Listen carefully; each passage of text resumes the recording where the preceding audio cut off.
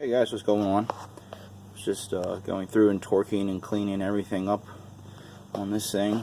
Hadn't checked bolts on the manifold and stuff like that in a while, and just realized I haven't really given you guys a tour of the engine bay and the truck and everything, so I figured, what the hell, I'd go ahead and do it. Obviously got a second gen setup on it, stainless Diesel SX-E kit with a S366SX-E. Benefits are this one over the older SX. Compressor cover is a little bit higher flowing as a redesign. Comes stock with a forged mill wheel, 360-degree thrust bearing. This one actually has a T4 1.00 turbine housing on it. Can't really see it under the blanket. I do have the pipe wrapped also. My hack job on the heat shield was annoying me. I needed to probably get rid of that altogether. Polished stainless diesel manifold. Flows really nice and everything. Everything's all nice and powder coated. I even decided to do a water pump at the same time. I had that powder coated. Powder coat color is Illusion Blueberry from Prismatic Powders. Pretty cool stuff. Got stainless diesels, billet, compressor, oil fill cap. Love that. The cover is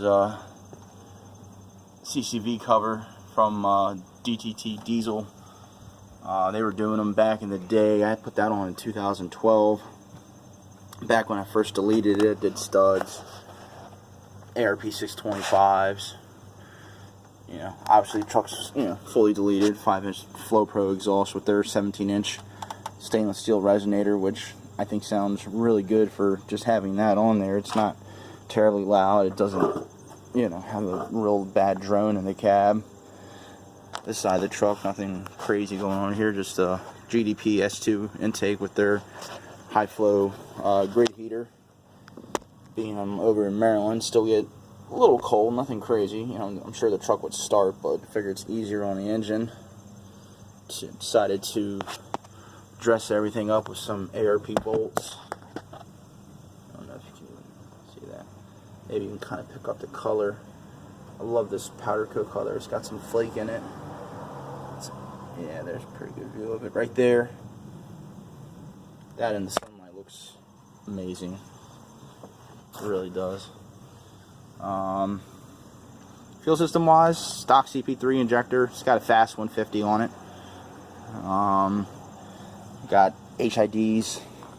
Can't really see, but stock headlighting. But I've got 3 more Moto 55-watt HID kits on here. 3,200 lumens a piece, so roughly 1,900 some lumens of light. It's really bright. It's really nice when it needs to be. Can't complain too much about that. The truck is filthy. I apologize. I would show a bit more of the outside of it.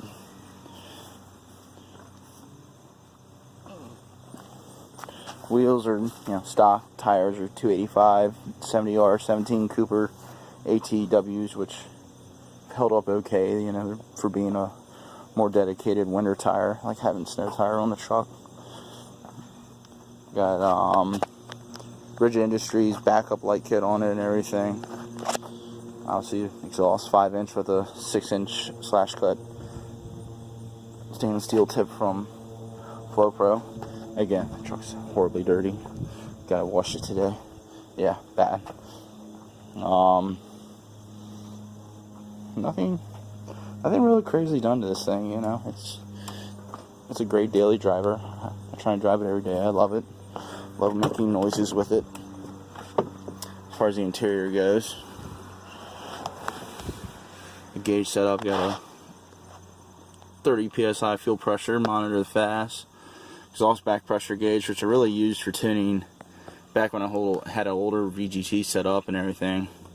Mini Max, obviously that's not tuned to the truck, it's just there for the gauges, through OBD2 reader. Boost and rail pressure on the steering column here, and actually, if you noticed, I have ISPRO gauges up there. They were back in the day, and then I decided to try out the altimeters on them, and actually like the altimeter match to the gauges stock better. I think they match a little bit better. It's nice. Got my switches, got my 5 position. It never leaves the 5. It's Anarchy tuning, max effort for the 2nd gen. So I'm not sure if it's a low boost fueling tune or not, but it will definitely roll some coal when you want it to, down low. No, the red switch is actually for my backup light. So push down, it's in reverse on only, middle position's off, and then I can turn them on all the time if I want. It's kind of nice. Switch that came with the kit and everything. Again, it's dirty as hell. It's a daily driver, so this is my baby. Other than that, transmission is stock. It's got a RevMax valve body in it, Anarchy tuning. That is really the only thing that has kept this thing alive as far as transmission, because it's approaching 170K. It's about to break it within 1,000 miles or so. I'm a firm believer in that setup there for a stock tuned truck, because it fixes a lot of issues in the transmission, cross leaks, with the bonded gasket that they use. They had the accumulator plate and everything to prevent issues with that warping and cracking open for the springs. Some other proprietary stuff that they won't, tell you about that they do in there. Like I said, this thing dynoed 492, 1005, 1008 the rear wheels, so it's making a lot of power for a stock transmission to go through it all the time. And I don't ever take it off 5. I mean, I drive sensibly, but I do like to play around with it a good bit and keep it tuned up, and it makes pretty good difference with the transmission. So that's my baby. That's my toy. Other stuff on the truck. It's got just Bilstein 5100 series shocks, steering stabilizer, Mag High-Tech covers on the rear and the front. Or no, I'm sorry, I don't have it on the front, but on the transmission. And the truck is actually reverse leveled, so I took the spacer plates and flipped them up on top of the leaf pack instead of the back, so it matches the front now. Kind of like it. I've seen a couple trucks, so I figured what the hell, do that versus having to level the front. So anyway, it's my baby, it's my toy. I love playing with her, modifying her a little bit at a time.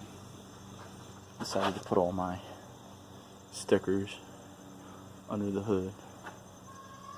Always fun. So, thanks for watching. Again, it's my baby.